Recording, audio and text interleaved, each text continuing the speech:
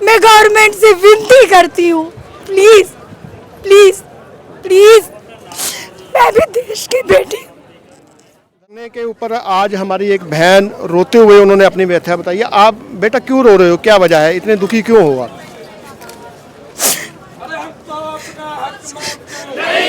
जिस दिन बुलडोजर चलने की खबर आई थी, मैंने घर में जब पता चला हमारे माँ बाप की भी शांति भंग हो गई थी और दूसरा कोई ऑप्शन नहीं है। इसके बाद मैंने बहुत सपने देखे। इस कानून के क्षेत्र में आने के लिए लड़कियों को इजाजत नहीं मिलती है। मैंने बहुत रात दिन लड़ाई लड़ी है। मैं अपने माँ बाप की सिंगल डॉटर हूँ।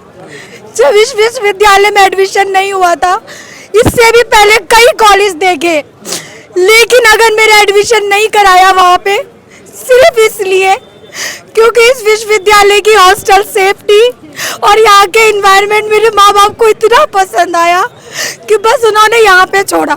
इसके बाद कहीं भी मेरे पास ऑप्शन नहीं है जाने का। मेरा पूरा फ्यूचर बर्बाद हो जाएगा। मुझे रात को नींद नहीं आती है यही सोच सोच करके कि इसके बाद या घर में बैठना या फिर यहाँ से मैं कह करके आई। हर किसी का जो जन्म हुआ है वो किसी ना किसी मकसद से हुआ है।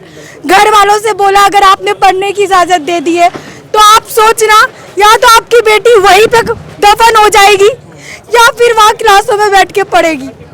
बस इसी उम्मीद के साथ बहुत कमजोर अल्फाजों से मैं गवर्नमेंट से विनती करती हूँ, प्लीज प्लीज प्लीज, मैं भी देश की बेटी। धन्यवाद। देखिए हमारी बेटी ने किस तरह से रोते हुए बताया है। कितने दुख की बात है कि एक प्रधानमंत्री जी कहते हैं कि बेटी पढ़ाओ बेटी बचाओ, और एक तरफ हमारी बेटियां जो हैं वो पढ़ने के लिए रो रही हैं। उनकी यूनिवर्सिटी को, उनके कॉलेज को तोड़ा जा रहा है। तो मैं कह रहा हूँ इससे दुख की बात क्या होगी? वकील साहब आपने सुना है सारी बात, क्या देखा? बच्चों को रोते हुए देख रहे हैं और बच्चों का भविष्य खराब करने के लिए पता नहीं कौन साजिश रच रहा है, हमें ये पता नहीं लग रहा। और जो पीछे गवर्नमेंट के अधिकारी हैं या गवर्नमेंट के नेतागण हैं, मंत्रीगण हैं, वो यहाँ आके इन बच्चों से मिलें, इन बच्चों का हाल देखें, इन बच्चों का बर्बाद होता भविष्य देखें, तो उन्हें समझ आएगा कि ये यूनिवर्सिटी कितनी ज़रूरी है। तो मैं फिर से प्रार्थना करता हूँ सरकार से और सरकार के अधिकारियों से कि इस यूनिवर्सिटी को सेव करें, बच्चों का भविष्य सेव करें। यही सबकी मांग होनी चाहिए और यही सबका उद्देश्य होना चाहिए। देखिए, गवर्नमेंट ने ये जो सर्कुलर पास किया है बहुत ही गलत है। गवर्नमेंट को सोचने की ज़रूरत है। इतना बढ़िया विश्वविद्यालय पहली बार आदरणीय आज़म खान साहब ने रामपुर को दिया है। ये रामपुर का सौभाग्य है कि इतना बढ़िया विश्वविद्यालय हमें मिला है। जो भी नक्शे के संबंध में औपचारिकताएं हैं वो पूर्ण करा करके, फाइन लगा करके यूनिवर्सिटी को कंटिन्यू करना चाहिए। प्रशासन को अपना आदेश वापस लेना चाहिए। ये बिल्कुल जो है साहब, बात तो ये है ना कि ये हमारे हिंदुस्तान में और कितनी बिल्डिंगें होंगी, लाखों की तादाद में बिल्डिंगें होंगी जिनके नक्शे पास नहीं हुए हैं, जहाँ गलत तरीके से नक्शे पास कराए गए हैं। मैं कहता हूँ कि ये शिक्षा का मंदिर है जिसमें हमारे सैकड़ों हजारों बच्चों का भविष्य दांव पे लगा हुआ है, उसी की आप तोड़ना चाह रहे हैं। बाकी भी तो बहुत कुछ है ना, जहाँ तो बहुत सब कुछ ही सीधा हो, सब कुछ ही बढ़िया प्रॉपर तरीके से चलता हो, फिर बात है। रामपुर में तो लगभग 90% इमारतें बिना नक्शे की हैं और बाकी देश में जितनी भी पुराने विश्वविद्यालय हैं सभी बिना नक्शे के हैं या उनका नक्शा पास नहीं है। जबकि जौहर यूनिवर्सिटी का जो नक्शा है वो ग्राम पंचायत से पास हुआ है। उसके बाद जब ये नगर पालिका में आया है तो आपको चाहिए था कि नगर पालिका में आने के बाद आप नोटिस देते कि आप नक्शा नगर पालिका से पास कराएं, तो वो भी हो सकता था। लेकिन सरकार की मंशा सिर्फ और सिर्फ बच्चों का भविष्य खराब करने की और आज़म खान साहब से बदला लेने की नीयत से यूनिवर्सिटी को टारगेट किया जा रहा है।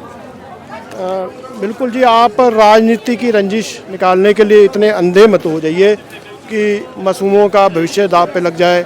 जहाँ बच्चे जो है रो रहे हैं बेचारे, कैसे हमारी बेटी एक रो रही है, उसको भविष्य अपना चौपट होता हुआ नज़र आ रहा है, उसके कितने सपने होंगे, कितने सपने टूट रहे हैं। ये सब छात्र जो है ये पढ़ाई करने के लिए आए हैं, यहाँ पर राजनीति करने के लिए नहीं आए हैं। धन्यवाद वकील साहब, आपने समय दिया। बाकी और भी जो हमारे स्टूडेंट्स हैं, आप पढ़ते हो यहाँ पे? जी जी। हाँ, तो हम बोलना चाहते हैं अगर पढ़ते भी नहीं है तो ताकि हमारे आने वाली पीढ़ी तो इसमें पढ़ेगी ना सर। बिल्कुल बिल्कुल हाँ जी। ये जो यूनिवर्सिटी मिली है रामपुर को, एक हमारा सौभाग्य, आने वाली पीढ़ी का सौभाग्य है सर।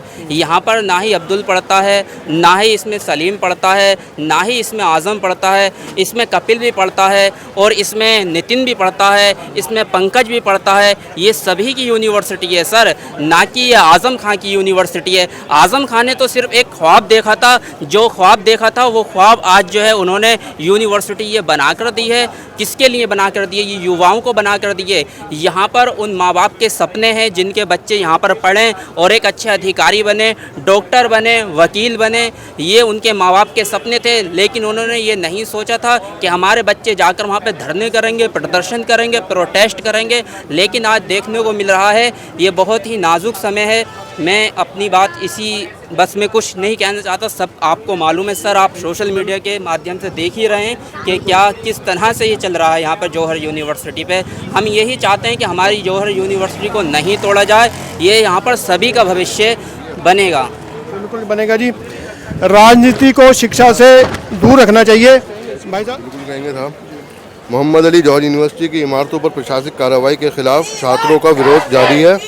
छात्रों का कहना है कि राजनीति या प्रशासनिक विवाद की सजा शिक्षा और युवाओं के भविष्य को न दी जाए। परिसर को बचाने और पठन पाठन का माहौल बनाए रखने के लिए छात्र अपनी जायज़ मांगों को लेकर शांतिपूर्ण प्रदर्शन कर रहे हैं। यहाँ हमें 3 दिन हो चुके हैं। जब तक हमारी मांगें पूरी नहीं की जाएंगी, जब तक हम यहाँ से जाने वाले नहीं। अपना हक लेना, अपना अधिकार लेना हर एक का राइट होता है। ठीक है, धन्यवाद भाई साहब।